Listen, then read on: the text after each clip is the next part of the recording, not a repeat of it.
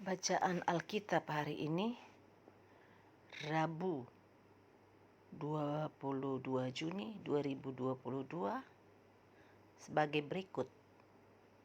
1 Raja-Raja 12 sampai dengan 14.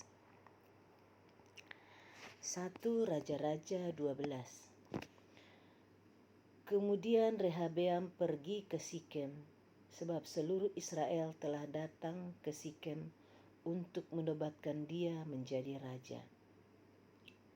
Segera sesudah hal itu kedengaran kepada Yerobeam bin Nebat. Pada waktu itu dia masih ada di Mesir, sebab ia melarikan diri ke sana dari hadapan Raja Salomo, maka kembalilah ia dari Mesir. Orang menyuruh memanggil dia, lalu datanglah Yerobeam dengan segenap jemaah Israel dan berkata kepada Rehabeam, "Ayahmu telah memberatkan tanggungan kami, maka sekarang ringankanlah pekerjaan yang sukar yang dibebankan ayahmu dan tanggungan yang berat yang dipikulkan kepada kami, supaya kami menjadi hambamu." Tetapi ia menjawab mereka, "Pergilah sampai lusa, kemudian kembalilah kepadaku." Lalu pergilah rakyat itu. Sesudah itu Rehabeam meminta nasihat dari para tua-tua yang selama hidup Salomo mendampingi Salomo ayahnya. Katanya, "Apakah nasihatmu untuk menjawab rakyat itu?" Mereka berkata, "Jika hari ini engkau mau menjadi hamba rakyat, mau mengabdi kepada mereka dan menjawab mereka dengan kata-kata yang baik, maka mereka menjadi hamba-hambamu sepanjang waktu." Tetapi ia mengabaikan nasihat yang diberikan para tua-tua itu. Lalu ia meminta nasihat kepada orang-orang muda yang sebaya dengan dia dan yang mendampinginya. Katanya kepada mereka, "Apakah nasihatmu supaya kita dapat menjawab rakyat yang mengatakan kepadaku, 'Ringankanlah tanggungan yang dipikulkan kepada kami oleh ayahmu'?" Lalu orang-orang muda yang sebaya dengan dia itu berkata, "Beginilah harus kau katakan kepada rakyat yang telah berkata kepadamu, 'Ayahmu telah memberatkan tanggungan kami,' tetapi engkau ini berilah keringanan kepada kami. Beginilah harus kau katakan kepada mereka, 'Kelingkingku lebih besar daripada pinggang ayahku. Maka sekarang ayahku telah membebankan kepada kamu tanggungan yang berat, tetapi aku akan menambah tanggungan kamu. Ayahku telah menghajar kamu dengan cambuk, tetapi aku akan menghajar kamu dengan cambuk yang berduri besi.'" Pada hari lusanya datanglah Yerobeam dengan segenap rakyat kepada Rehabeam, seperti yang dikatakan raja. "Kembalilah kepadaku pada hari lusa." Raja menjawab rakyat itu dengan keras. Ia telah mengabaikan nasihat yang diberikan para tua-tua kepadanya. Ia mengatakan kepada mereka menurut nasihat orang-orang muda, "Ayahku telah memberatkan tanggungan kamu, tetapi aku akan menambah tanggunganmu itu.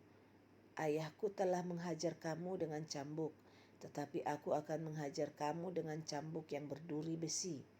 Jadi raja tidak mendengarkan permintaan rakyat, sebab hal itu merupakan perubahan yang disebabkan Tuhan, supaya Tuhan menepati firman yang diucapkannya dengan perantaran Ahia, orang Silo, kepada Yerobeam bin Nebat.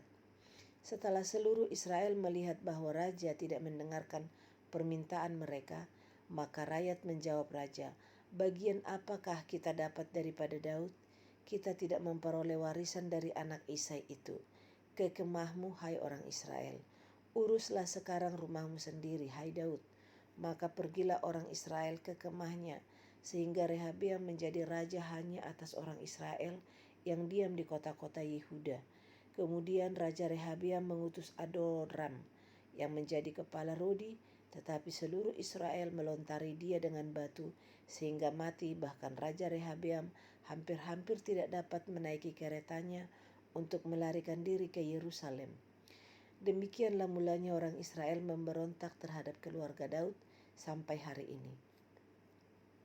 Segera sesudah seluruh Israel mendengar bahwa Yerobeam sudah pulang, maka mereka menyuruh memanggil dia ke pertemuan jemaah. Lalu mereka menobatkan dia menjadi raja atas seluruh Israel.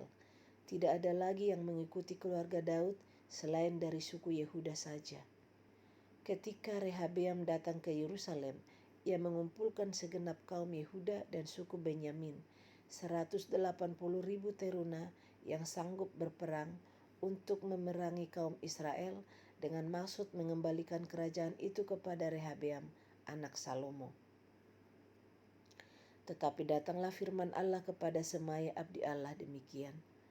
Katakanlah kepada Rehabeam anak Salomo, Raja Yehuda, dan kepada segenap kaum Yehuda dan Benyamin, dan kepada selebihnya dari bangsa itu. Beginilah firman Tuhan, janganlah kamu maju dan janganlah kamu berperang melawan saudara-saudaramu, orang Israel. Pulanglah masing-masing ke rumahnya, sebab akulah yang menyebabkan hal ini terjadi. Maka mereka mendengarkan firman Tuhan dan pergilah mereka pulang sesuai dengan firman Tuhan itu. Kemudian Yerobeam memperkuat Sikem di pegunungan Efraim, lalu diam di sana. Ia keluar dari sana, lalu memperkuat Penuel. Maka berkatalah Yerobeam dalam hatinya, kini mungkin kerajaan itu kembali kepada keluarga Daud. Jika bangsa itu pergi mempersembahkan korban sembelihan di rumah Tuhan di Yerusalem, maka tentulah hati bangsa ini akan berbalik kepada Tuhan mereka, yaitu Rehabeam, Raja Yehuda. Kemudian mereka akan membunuh aku dan akan kembali kepada Rehabeam, Raja Yehuda. Sesudah menimbang-nimbang, maka raja membuat 2 anak lembu jantan dari emas dan ia berkata kepada mereka, sudah cukup lamanya kamu pergi ke Yerusalem, hai Israel. Lihatlah sekarang Allah-Allahmu yang telah menuntun engkau keluar dari tanah Mesir. Lalu ia menaruh lembu yang satu di Betel dan yang lain ditempatkannya di Dan. Maka hal itu menyebabkan orang berdosa, sebab rakyat pergi ke Betel menyembah patung yang satu dan ke Dan menyembah patung yang lain. Ia membuat juga kuil-kuil di atas bukit-bukit pengorbanan dan mengangkat imam-imam dari kalangan rakyat yang bukan dari Bani Lewi. Kemudian Yerobeam menentukan suatu hari raya pada hari yang ke-15 bulan ke-8, sama seperti hari raya yang di Yehuda, dan ia sendiri naik tangga mezbah itu. Begitulah dibuatnya di Betel, yakni ia mempersembahkan korban kepada anak-anak lembu yang telah dibuatnya itu. Dan ia menugaskan di Betel imam-imam bukit pengorbanan yang telah diangkatnya. Ia naik tangga mezbah yang dibuatnya di Betel itu pada hari yang ke-15 dalam bulan yang ke-8. Dalam bulan yang telah direncanakannya dalam hatinya sendiri, ia menentukan suatu hari raya bagi orang Israel, dan ia naik tangga mezbah itu untuk membakar korban.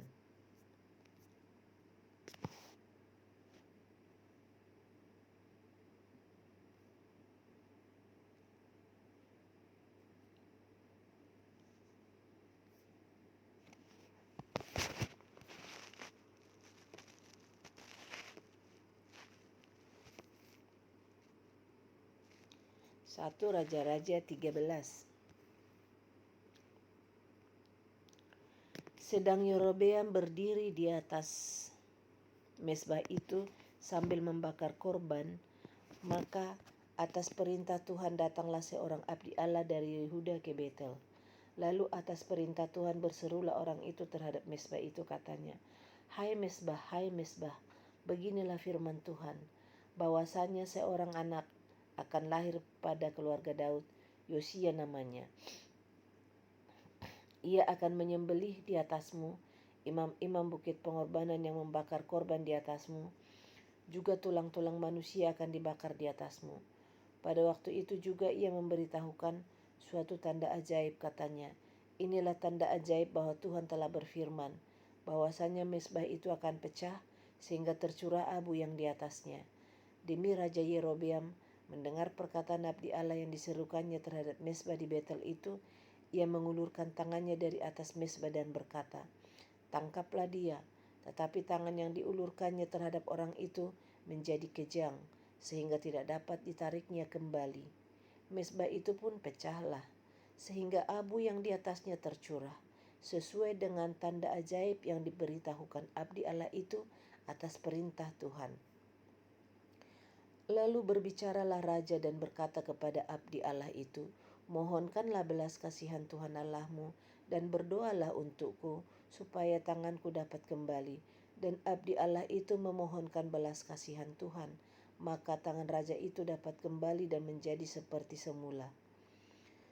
Kemudian berbicaralah raja kepada abdi Allah itu, "Marilah bersama-sama dengan aku ke rumah.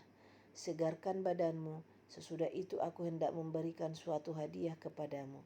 Tetapi abdi Allah itu berkata kepada raja, "Sekalipun setengah dari istanamu kau berikan kepadaku, aku tidak mau singgah kepadamu.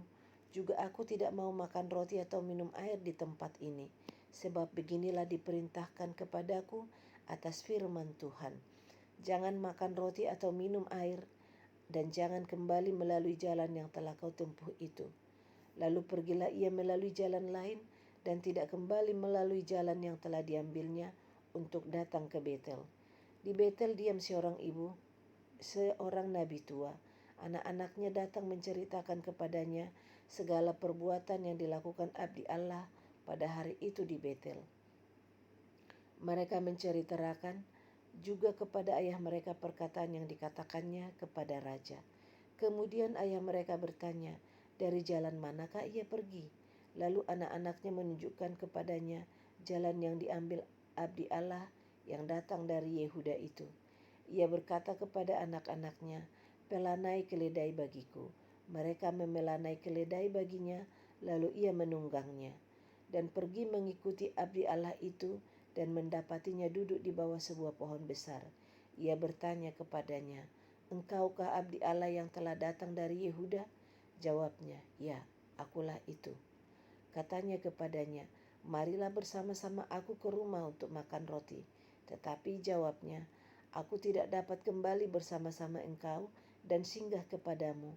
Aku tidak dapat makan roti atau minum air bersama-sama engkau di tempat ini. Sebab telah diperintahkan kepadaku atas firman Tuhan, jangan makan roti atau minum air di sana. Jangan berjalan pulang melalui jalan yang telah kau ambil itu." Lalu jawabnya kepadanya, "Aku pun seorang nabi juga seperti engkau, dan atas perintah Tuhan, seorang malaikat telah berkata kepadaku bahwa dia pulang bersama-sama engkau ke rumahmu supaya ia makan roti dan minum air, tetapi ia berbohong kepadanya." Kemudian orang itu kembali bersama-sama dia, lalu makan roti dan minum air di rumahnya. Sedang mereka duduk menghadapi meja, datanglah firman Tuhan kepada nabi yang telah membawa dia pulang.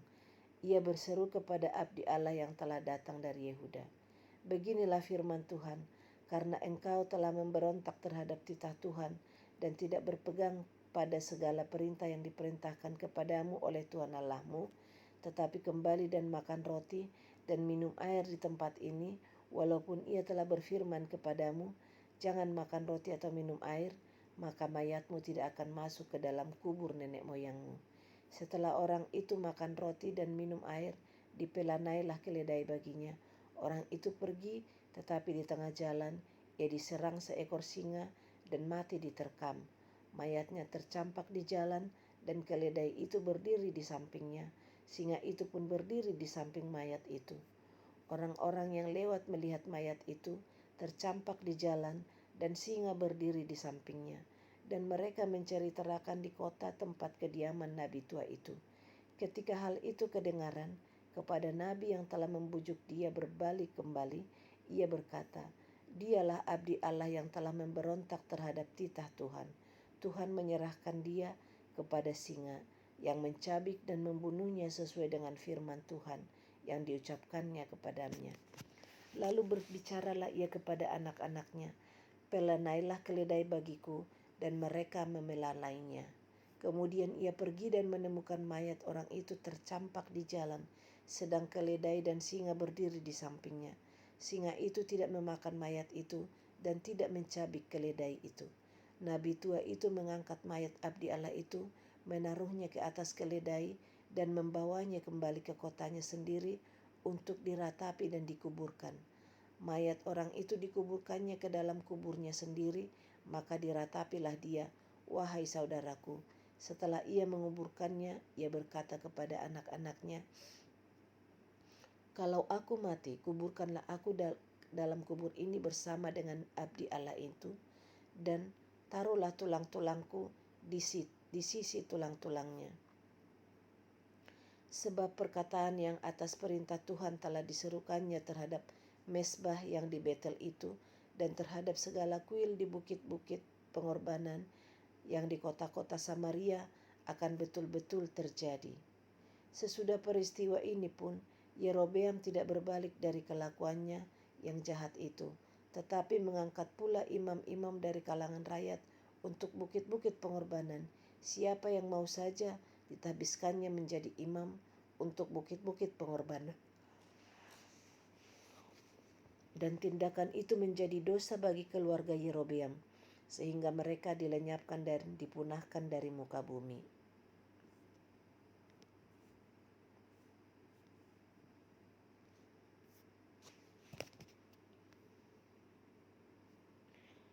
Satu Raja-Raja 14. Pada waktu itu Ahia, anak Yerobeam, jatuh sakit.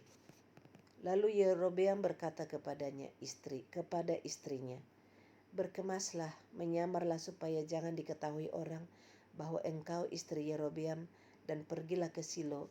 Bukankah di sana tinggal Nabi Ahia? Dialah yang telah mengatakan tentang aku bahwa aku akan menjadi raja atas bangsa ini. Bawalah 10 roti, kue kismis dan sebuli-buli air madu, dan pergilah kepadanya. Dia akan memberitahukan kepadamu apa yang akan terjadi dengan anak ini." Istri Yerobeam berbuat demikian. Ia berkemas, pergi ke Silo dan masuk ke rumah Ahia. Ahia tidak dapat melihat lagi, sebab matanya sudah kabur karena ia sudah tua. Tetapi Tuhan telah berfirman kepada Ahia, bahwasanya istri Yerobeam datang untuk menanyakan kepadamu perihal anaknya, sebab anak itu sedang sakit. Begini harus kau katakan kepadanya. Ketika perempuan itu masuk, berbuatlah ia seolah-olah ia orang lain. Tetapi segera sesudah Ahia mendengar bunyi langkah perempuan itu, sementara melangkah memasuk pintu, berkatalah ia, "Masuklah hai istri Yerobeam, mengapakah engkau berbuat seolah-olah engkau orang lain? Aku disuruh menyampaikan pesan yang keras kepadamu. Pergilah, katakanlah kepada Yerobeam, beginilah firman Tuhan Allah Israel. Aku telah meninggikan engkau dari tengah-tengah bangsa itu, dan mengangkat engkau menjadi raja atas umatku Israel. Aku telah mengoyakkan kerajaan dari keluarga Daud dan memberikannya kepadamu. Tetapi engkau tidak seperti hambaku Daud, yang tetap mentaati segala perintahku dan mengikuti aku dengan segenap hatinya, dan hanya melakukan apa yang benar di matamu. Sebab engkau telah melakukan perbuatan jahat lebih dari semua orang yang mendahului engkau, dan telah membuat bagimu Allah lain dan patung-patung tuangan, sehingga engkau menimbulkan sakit hatiku. Bahkan engkau telah membelakangi aku. Maka aku akan mendatangkan malapetaka kepada keluarga Yerobeam.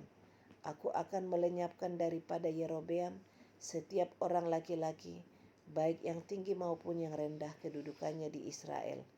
Aku akan menyapu keluarga Yerobeam seperti orang menyapu tahi sampai habis. Setiap orang daripada Yerobeam yang mati di kota akan dimakan anjing, dan yang mati di padang akan dimakan burung yang di udara, sebab Tuhan telah mengatakannya.